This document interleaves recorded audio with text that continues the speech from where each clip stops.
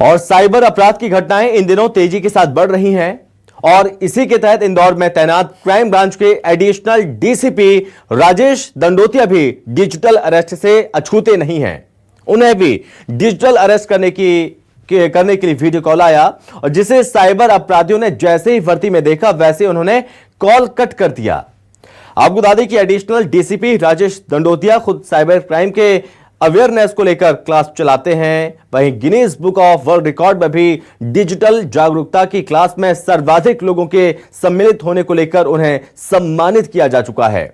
लेकिन इस बार उनके पास एक डिजिटल अरेस्ट से जुड़ा एक कॉल आया और ठगों ने कहा कि हम क्राइम ब्रांच से बोल रहे हैं और जैसे ही उन्हें वीडियो कॉल पर लिया गया तो साइबर अपराधियों ने उन्हें वर्दी में देखा और पूछा ये कौन है। तब उन्होंने कहा कि मैं क्राइम ब्रांच में एडिशनल डीसीपी हूं। वो कुछ समझ पाते साइबर अपराधी उससे पहले ही फोन काट देते हैं। आप समझ रहे हैं कि जो डिजिटल अरेस्ट के मामले किस तरह के तेजी के साथ बढ़ते जा रहे हैं।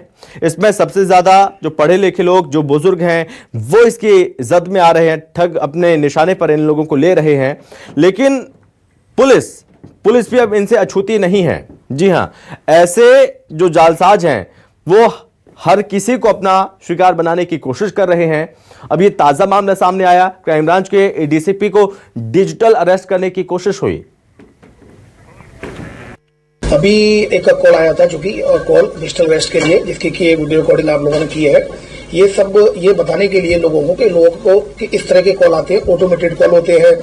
अब जैसे मेरे पास कॉल आया था कि आपके नाम से क्रेडिट कार्ड, आधार कार्ड से क्रेडिट कार्ड में से पैसा निकाला गया है, एसबीआई बैंक से 1 लाख रुपए निकाला गया है, 11,000 फाइन है उसका, और आरबीआई ने आपके फाइन लगाया है, एफआईआर कराई है। तो उससे पूछा कि ये आपके साथ कौन है, तो मैंने उनको बताया मैं खुद ही हूँ, पुलिस ऑफिसर, और ये सिर्फ अवेयरनेस के लिए किया गया था क्योंकि आप लोग जिस तरह से लोगों को डिजिटली अरेस्ट करते हैं, ट्रैप करते हैं, तो जैसा होता है वैसा आपने लाइव देखा। और ये निश्चित रूप से जब ये लोगों के पास जाएगा तो लोग इससे और अवेयर होंगे और इस तरह की घटनाओं रोकने में हमें बहुत महत्वपूर्ण सफलता मिली।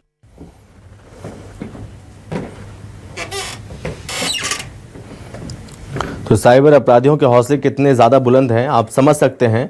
एडीसीपी को वर्दी में देख साइबर अपराधियों ने हालांकि कॉल काट दिया। डिजिटल अरेस्ट एक साइबर स्कैम है। हम आपको लगातार इसको लेकर अवेयर भी कर रहे हैं, जागरूकता फैला रहे हैं।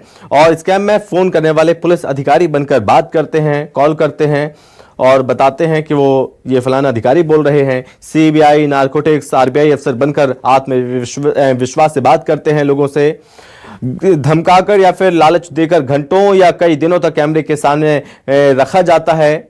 और साथ ही आमतौर पर रिटायर्ड या फिर काम कर रहे पेशेवरों को निशाना बनाया जाता है इन ठगों के द्वारा। इमोशनली और मेंटल टॉर्चर करते हैं, यकीन दिलाते हैं कि परिजन के साथ कुछ बुरा हो चुका है या बुरा होने वाला है। इस तरह का यकीन दिलाने की कोशिश करते हैं, अपने विश्वास में लेते हैं। सामने बैठा व्यक्ति पुलिस की वर्दी में होता है तो लोग घबरा जाते हैं और पुलिस की वर्दी में देखकर लोग सहम जाते हैं और उनके जाल में फंस जाते हैं। तो ऐसे में आप लोगों को फंसने की जरूरत नहीं है। अगर आपने कोई गलत काम नहीं किया है तो आप लोग भी सचेत रहें, अवेयर रहें, जागरूक रहें। अगर इस तरह की कोई भी कॉल आपके पास आती है तो आप साइबर थाने में जाकर इसकी सूचना दे सकते हैं, इसको लेकर शिकायत कर सकते हैं। हालांकि इस पर ज्यादा जानकारी के साथ संवाददाता चंकी वाजपेयी हमारे साथ जुड़ रहे हैं। तो चंकी, हम लगातार देख रहे हैं कि इंदौर में अब तक सैकड़ों केस आ चुके हैं डिजिटल अरेस्ट के।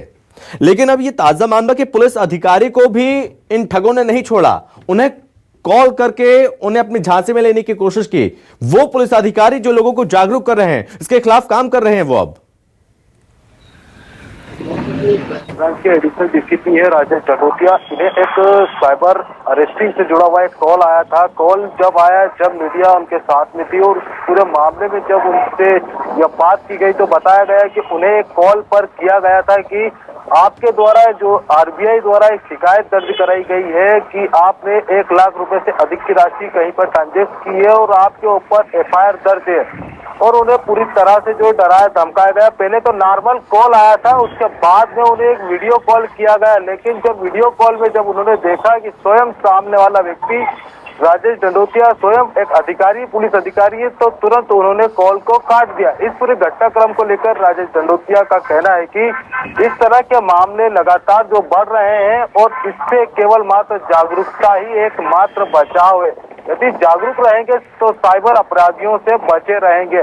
लेकिन अगर हम बात करें इंदौर शहर की, तो इंदौर शहर में करीबन 60 से अधिक साइबर अरेस्टिंग जैसी घटनाएं सामने आ चुकी है, जिसमें करीबन 6 मामलों में तो साइबर क्राइम ब्रांच ने FIR तक दर्ज की है। और इसी के चलते इस मामले को लेकर भी काफी गंभीरता पूर्वक बात सामने आ रही है। जिस तरह से लोगों को डरा धमका कर अपराधियों के चंगुल की बात सामने आती है, कई बार उनके परिजनों के नाम बताए जाते हैं, उनके परिजनों के नाम के बाद उन्हें डराया धमकाया जाता है और लाखों रुपए की ठग से जुड़ा मामला सामने आता। पिछले ही दिनों एक 70 साल के बुजुर्ग व्यक्ति दंपत्ति के जो साइबर अरेस्ट किया गया था, जिनसे 40,70,000 रुपए की राशि ठगी गई थी और साइबर क्राइम ब्रांच द्वारा उस पूरे मामले में अंतर्राष्ट्रीय स्तर पर 2 से 3 आरोपियों को गिरफ्तार भी किया गया है।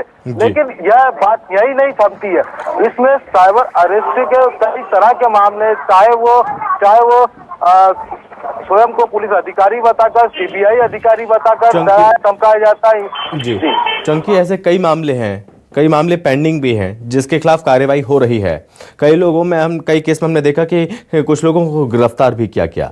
लेकिन अब ये जो ताज़ा मामला सामने जिसमें पुलिस अधिकारी इसकी इज्जत में आए हैं, हालांकि वो पूरी तरह से सचेत थे, अवेयर थे और उन्होंने वो कदम उठाया, उनके जाल में नहीं फंसे, लेकिन वो जो ठग हैं, क्या उनके खिलाफ कार्रवाई अब तक हो पाई है? पता चल पाए ठग कौन है, कहां से कॉल की गई थी? कुछ ऐसी इंफॉर्मेशन मिल पाई है? अपराध की जो बात सामने आती है और इस तरीके का अपराध सामने आता है, उसमें कई बार जो कॉल होते हैं वो अन्य राज्यों के होते हैं, अन्य देशों के होते हैं। यहाँ तक कि कई बार इस गैंग का जो पता लगाते हुए पुलिस अन्य राज्यों में भी दबिश दे चुकी है। अभी पिछले दिनों गुजरात से जो 2 व्यक्तियों को गिरफ्तार किया गया था, उनसे भी कई पुलिस ने जो दस्तावेज बरामद किए हैं, कई ऐसे डॉक्यूमेंट बरामद किए हैं, सिम कार्ड तक बरामद की गई है।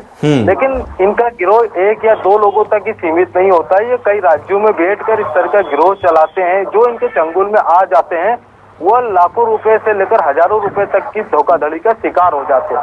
लेकिन अगर इसका हम बात करें धरातल पर, तो धरातल पर केवल मात्र जागरूकता ही बचाव है। इसके लिए स्वयं जो अभी तत्काल जो राजेश डंडोतिया के पास जो कॉल आया था, वो स्वयं कई क्लास इसमें ले चुके हैं, चाहे वो छात्र हो या बुजुर्ग हो, कॉलोनी हो, मोहल्ले हो, वहाँ पर वो स्वयं वहाँ पर क्लास लगा चुके हैं और ले चुके हैं, ताकि लोग जागरूक रहें और बचे रहें साइबर अपराधियों से।